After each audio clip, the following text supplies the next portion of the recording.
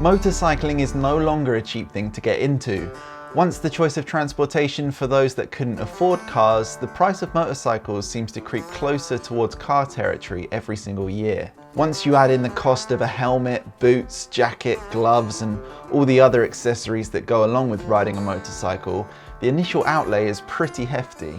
When it comes to motorcycle gear, I'm a firm believer in buying the right thing the first time round so that I don't have to replace it again in a year. They say you buy cheap, you buy twice, and for the most part I agree. Of course, there's always exceptions. There's some incredible cheap kit out there, as well as some really overpriced and disappointing expensive gear. Unfortunately, when it comes to luggage, a lot of my experiences have fallen into that overpriced and disappointing category. There's a huge amount of cheap and cheerful out there as well, stuff that makes no promises, and so you expect relatively little from it. Mosko Moto's products definitely can't be classed as cheap and cheerful. The bag I'm reviewing in this video retails at 472 euros including tax, but I am so pleased to say it is the opposite of overpriced and disappointing. This is the kind of product that makes the competition look bad. I look for two main criteria when choosing a bag. Number one, I want it to last, and number two, I want it to be really well designed. Mosko Moto's motto is tough gear, hard travel, and they definitely have that one covered.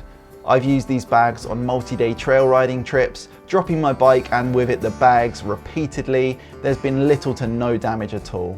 Every time I get home, I wipe down the dry bags, jet wash the harness, and it looks as good as new. So, is it well designed?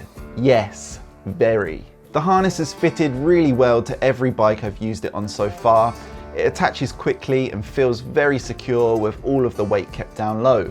The bags are also low profile due to the shape, which keeps your bike nice and narrow and able to squeeze down trails.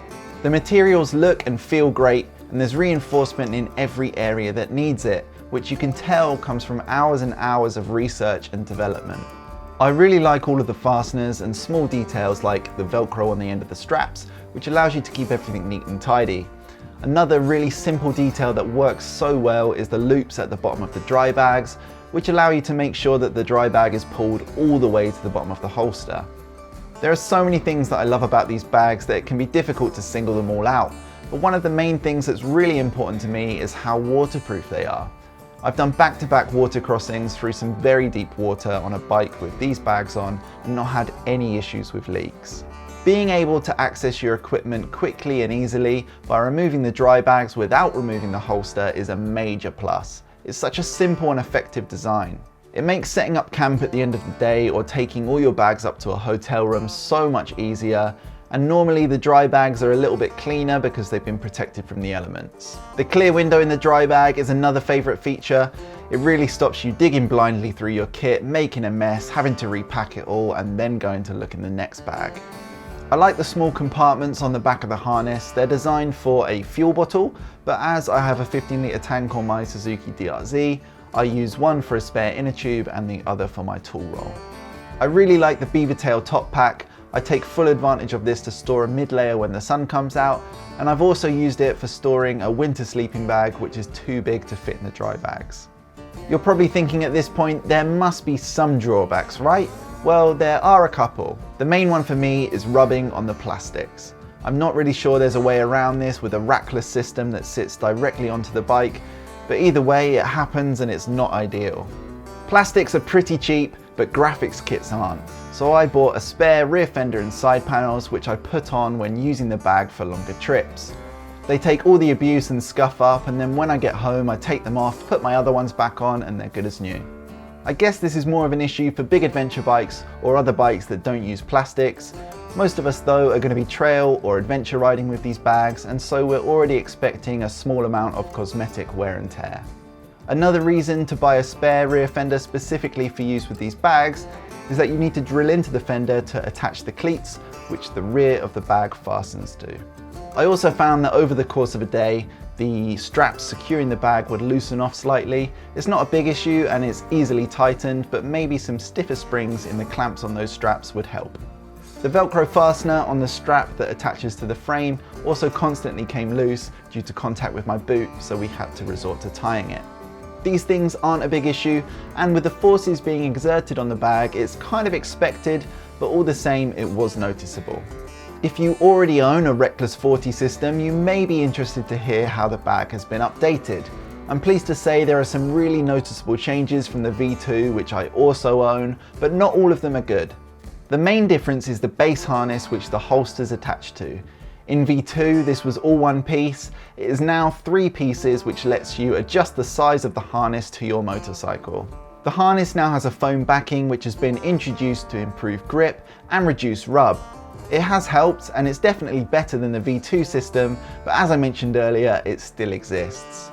I think the change with the biggest positive impact is the buckle placement on the main strap. It used to be way too high and hard to use with a top bag, but now they've moved it down. It's really easy to use, and it's a simple change with a really big impact. The Molly loop design has also been changed, which is more aesthetic than anything else. There are 2 main changes that I'm not super stoked on, and both of these relate to the beaver tail section. Firstly, the strap setup has been edited and I don't think it works as well. Using it to secure an additional item doesn't feel as secure as it did previously, and tightening down the top bag just isn't as easy. Secondly, the goggle pouch at the back of the beaver tail has been removed. I never used this to store goggles, but I did find it really handy for storing a medical kit as it was always easy to access. These aren't big losses, but they're losses all the same. To be honest, I'm just being picky because I found it difficult to find things to make this review sound balanced. I'm sure a lot of people will be tempted to go for the R80 over the R40, but in my opinion, you don't really need to. Maybe if you want to carry a lot of camera gear, the extra space might come in handy, but I've done week-long trail riding and camping trips with just this bag and a very small backpack and not had any issues. This bag fits my clothes, tent, sleeping mat, cooking gear, some food, change of clothes, any riding gear I need. Basically everything you need if you're prepared to travel light. All I'm saying is don't overlook the R40. Yes, I'm sure in an ideal world we would all have an R80 and an R40, but who has that kind of money? For trail riding trips, I think the R40 is spot on. It's waterproof, well designed, low profile, and tough as nails. Well, that just about wraps up my review of Mosko Moto's Reckless 40. I really hope I've conveyed my sincere love for this product. If you own one or if you end up buying one, let me know how you find it. And if you have any outstanding questions, drop a comment below and I'll do my best to get back to you.